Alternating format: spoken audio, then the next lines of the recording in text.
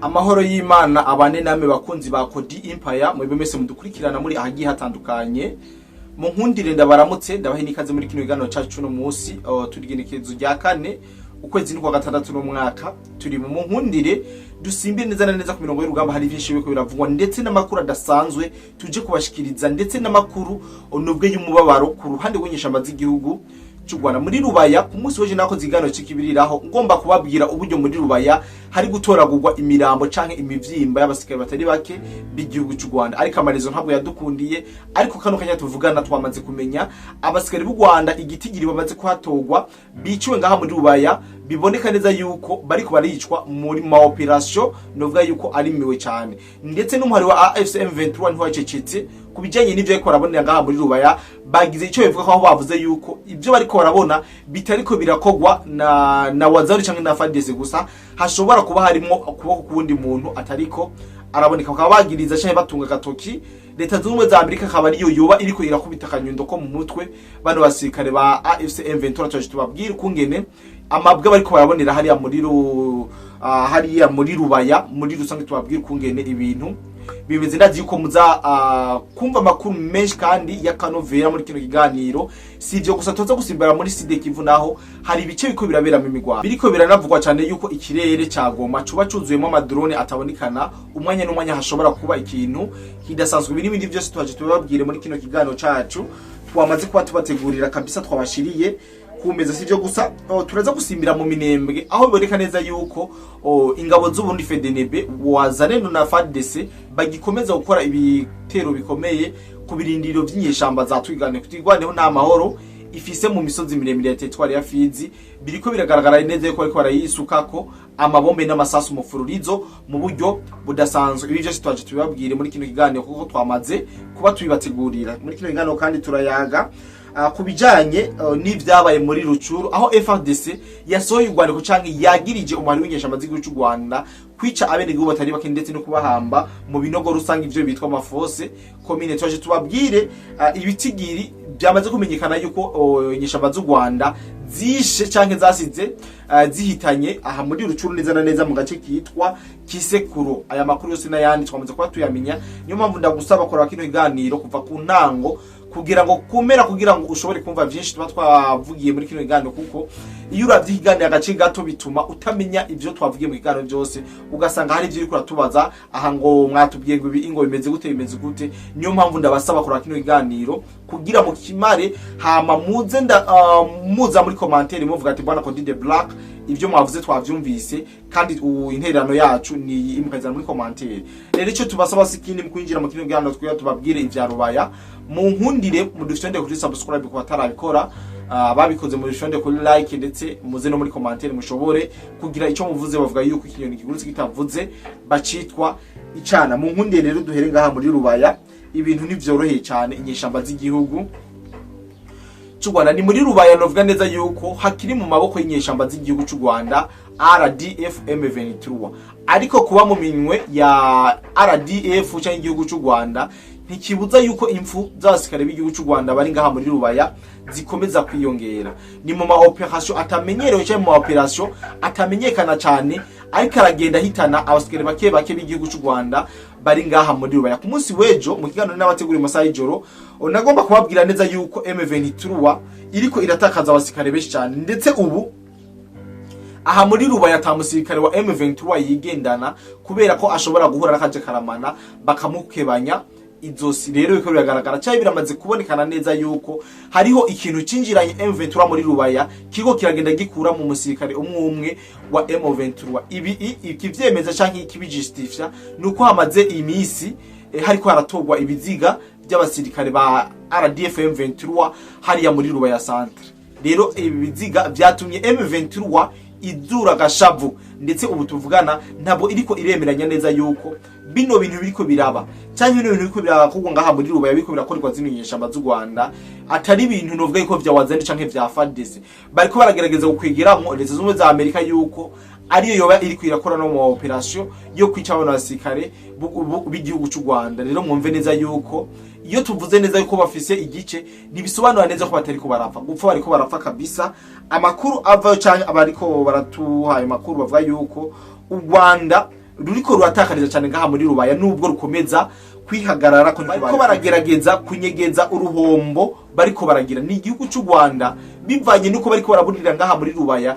bariko baragerageza kuzimanganya ibimenyetso cyangwa bariko baragerageza kubika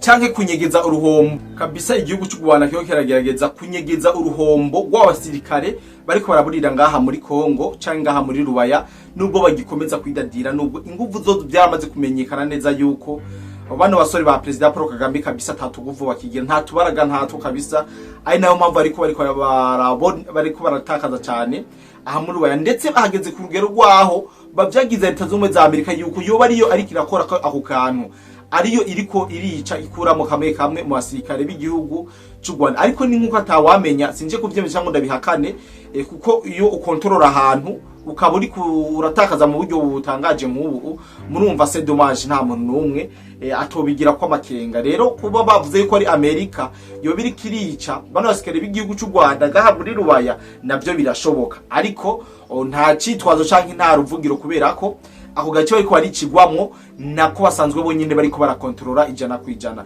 Rero abasikare bateruke b'u Rwanda bariko baratoragurwa mu mabarabara yo ngaha muri Rubaya batazi uburyo bariko baricwamwo nkuko twatanguye tubabwira. Rero amakuru nubabwira neza yuko arayo, ariko M23 nayo ntitahura ubwayo ukungene ibintu biriko birayibako aha muri Rubaya, ntikiratahura ibintu biriko birayibaya. Mwibuke neza yuko twababwiye hambavu y'abasikare b'u Rwanda bariko barafira ku mirongo y'urugamba ngaha muri Rubaya. Mwibuke yuko muri Rubaya igituma no nazana Amerika nkayishiramwo muri Rubaya, mwibuke neza yuko ngaha muri Rubaya hafatiwe abasikare b'abazungu, harungiswe abasikare 35 b'abazungu, hamaze gupfamwo abasirikare bagera ku ndwi.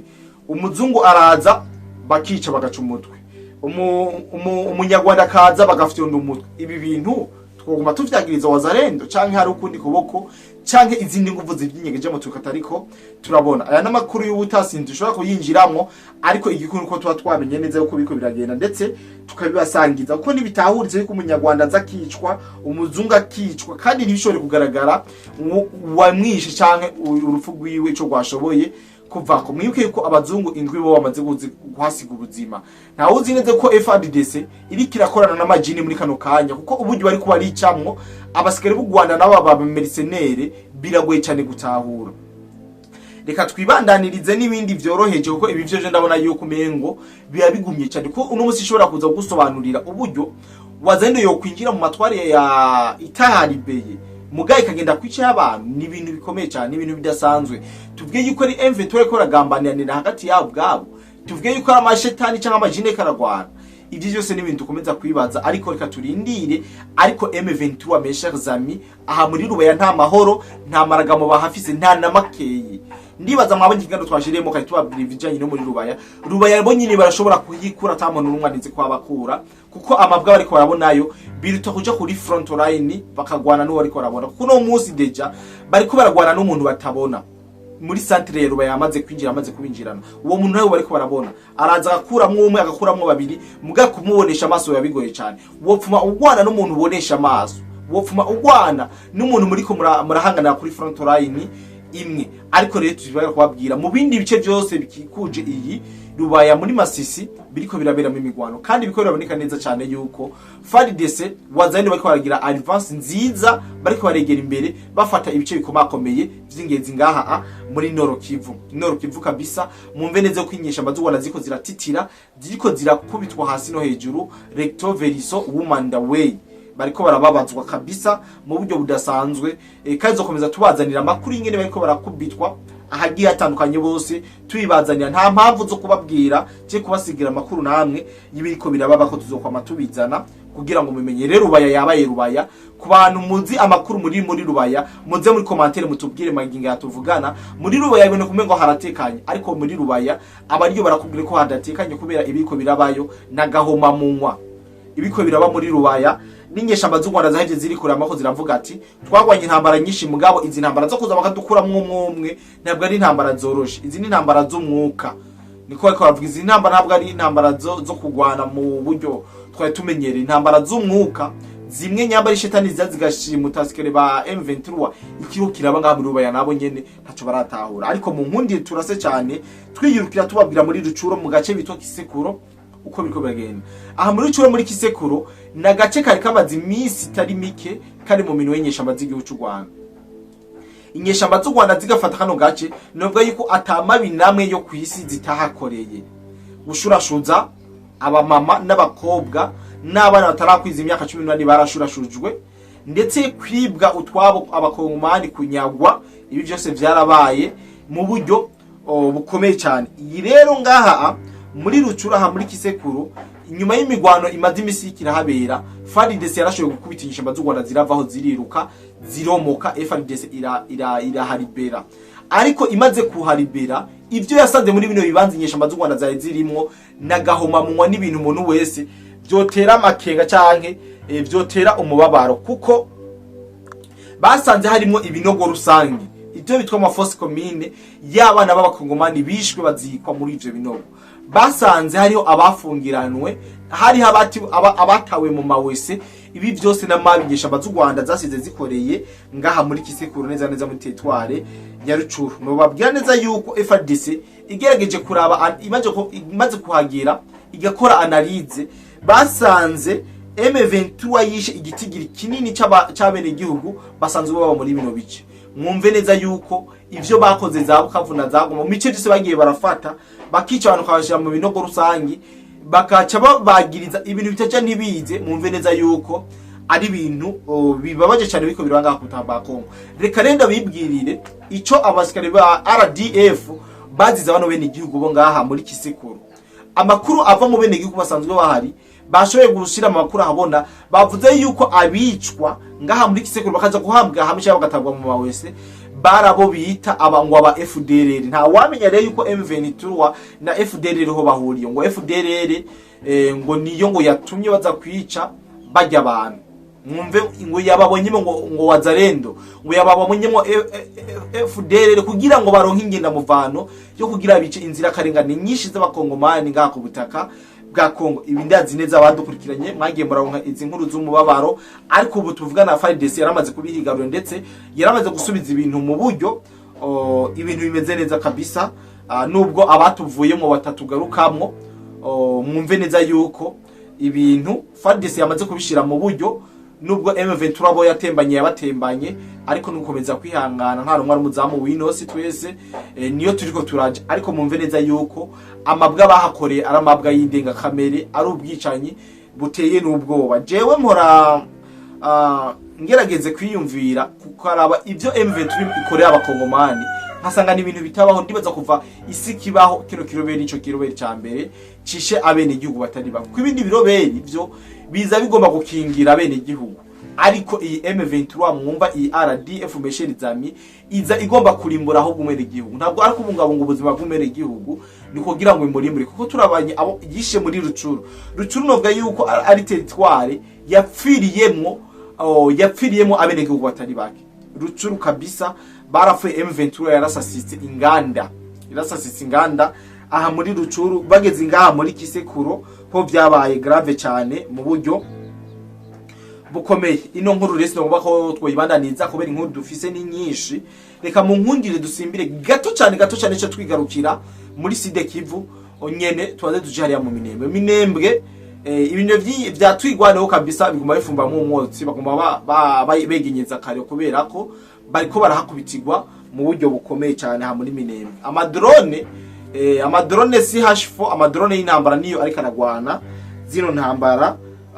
Novuga yuko ziriko ziraba ngaha muri Minembwe. Ntabwo muri front wigera ubona abariko barahangana ngaha kuri front line mu Minembwe, ariko imirambo irabonekana canke abagwana baragwana kandi n'amaresite agashoboka ku ruhande rumwe canke urundire. Aha muri Rucuro Prito muri Kisekuro hari umushefu aha nyene muri Kisekuro oya Prito mu Minembwe. Mu Minembwe yatubwiye ibijanye n'umubabaro ubu twigwaneho ifise kugira ubu tuvugane, kuko twiganeho iraboneka canke bisa nuko yamaze kuzurirwako, umwuzuro wamaze kubuzurirako inyuma yuko babonye ko leta y'u Rwanda iriko irabinuma ku buryo budasanzwe. Leta y'u Rwanda yarinuvye bano bantu bo mu Minembwe kugeza yaho umengo iyo bariko bararaswa leta y'u Rwanda n'umunezero kuri bo. Rero inyeshamba z'u Rwanda zose zahisemo guhungira mu mazu kubera ko iyo bagiye ahantu hagaragara cyangwa amaposition akagaragara ahantu habona barayarasa yose bakayagira umunyoto cyangwa bakayagira ubugwegwe. Aya niyo makuru novuga yuko ari mu Minembwe, ariko tuzogereza tubaronderere ayandi ariko aravugwa agiye hatandukanye. So muri kino kiganiro mu nkundire ndabagarukane muri Sud Kivu, nababwiye ibice guhera ku munsi w'ejo vyakorera bera mu Rwanda, babwira Bukavu, Kavumu na Katana, Meshagazami, bino bice byari byabaye isibaniro vy'imigwano y'urutaja ntiruze imigwano kandi ikomeye cyane. Nobabwira neza yuko muri buno buce maze imisi ko burabera mu imigwano ari umuhari w'inyeshamba z'u Rwanda wagavye ibitero kuri Wazalendo na FARDC bo muri bino bice, nubwo bitaboroheye byaragaragaye neza yuko hakoze inguvu zidasanzwe haba ku mpande zose, kuko amakuru atumaze kumenya nuko magingo aya tuvugana hariho ibice by'ingenzi canke ibice bikomakomeye FARDC na Wazalendo bamaze kuba bafunga kugira ngo bishubuze uruja n'uruza bwinjira mu gisagara ca Bukavu. Amakuru adushikira avuga yuko route nationale nimero 5 plutôt route nationale nimero 2 na 3 hugaye uhavugiye amasasu menshi cyane manini na mato kuva kuri uyu kuva plutôt ngaha kuri route nationale nimero 2 na 3 harumvikanye guhera ku munsi w'ejo amasasu menshi n'amabombe yariko aravuga aha kuri buno butaka. Rero bene gihugu b'Abazalendo nibo bari basanzwe bari mu micungararo yo ngaha ya za Katana, Kavumu n'ahandi, ariko M23 wayo iragomba kubomora ibakureho muri bino buce mpaka baje ahantu umuntu adashobora kubabona byoroshe. Ariko ntivyaboroheye, baraje baragaba igitero, ariko uko basubiye inyuma nta wabimenya, kuko bakimara kugaba igitero bumvise umuriro w'urudacika wa FDNB Wazalendo na FARDC bajya bitwa abahibu. Yariko irahiga abahibu, mambe abahibu baci bavyifatiramo nabo bafatikanya na FDNB na Wazalendo bakubita zino nyeshamba z'igihugu cy'u Rwanda. Aho amakuru adushikira bwa yuko ino migwano yabereye muri bino bice yari migwano novuga yuko yategeza kuba inguvu nyinshi, kubera ko buno buce buri mu strategic narijya bo baciye bambwira ati mu gihe udafise Katana na Kavumu biragoye cyane kugira igisagara ca Bukavu. Yes, nuko ngaha muri Sud Kivu rero biko biragenda ku bantu bariko baratubaza amakuru ingene bimeze. Ndibaza yuko umuco mu mwamaze kuba mu buronka ata kibazo na kimwe biko birabera ku mirongo y'urugamba. Hari ayandi makuru navuze ko ntogenda ntabahaye kabisa. Inyuma yuko ngaha muri Bukavu, Katana nabo Kavumu inyeshamba z'u Rwanda ziteye ku igihome c'ingabo z'intaheka mukaza Barundi FDNB Wazalendo na FARDC. Ibi vyamaze kuba bigaragara, ariko muri Goma naho ibintu ntivyoroshe Meshagazami. Hari amakuru ariko ava muri Goma, ndetse tuko turavugana n'abandi bavuga yuko muri Goma ubwoba ni bwinshi. Muri Goma ubwoba bwabatekeye ku buryo budasanzwe. Muri Goma abene igihugu gira igishisa 12 bote bamaze kunyegera mu mazu kubera kuko nka yuko bashobora guhura n'ivyago muri ino misire. Muri Goma ku munsi wa hirya yejo ngo haratewe ibombe, nubwo itamenyekanye yo yajiva, ire yatumye inyeshamba z'u Rwanda zigira ubwoba, kandi iboneka neza yuko aduyi wabo ataharaja kandi acyari kugira ngo bashobore guhangana. Rero gihanda babwiye neza yuko uko biriko biragenda kose bizotora umuti. Aha ni muri Goma kabisa, muri Goma nuku bimeze. Ndebaza neza yuko ibombe ku munsi wa hirya yejo iyo bombe kimaza guturika hari nda zavuyemo, hari abana batari bato bazimiye kubera ko bumvise ibombe ituritse, kubera ko iyo batukije hafi yawe uragira ibibazo. Rero nuko bimeze rero ku mirongo y'urugamba, nuko bimeze kabisa. Ibindi nuko ubwoba mu bene igihugu bwogabanuka kubera ko ivyo bariko barakora abajeje umutekano barabizi, bareke donc babagurire ibintu bikomeze kugenda bimera neza cyane. Rero Jesse ngomba kubarambira kubabwira byinshi mu nkundi cyenda bashimiye cyane mwese twayime ku biganiro nizera ko ibitari byo mwavyumvise then to Code Black iyi ni Code Empire ibafasha kuzana ibiganiro vyiza nk'ibi ndetse n'amakuru ya geopolitique yo mu karere. Bye bye.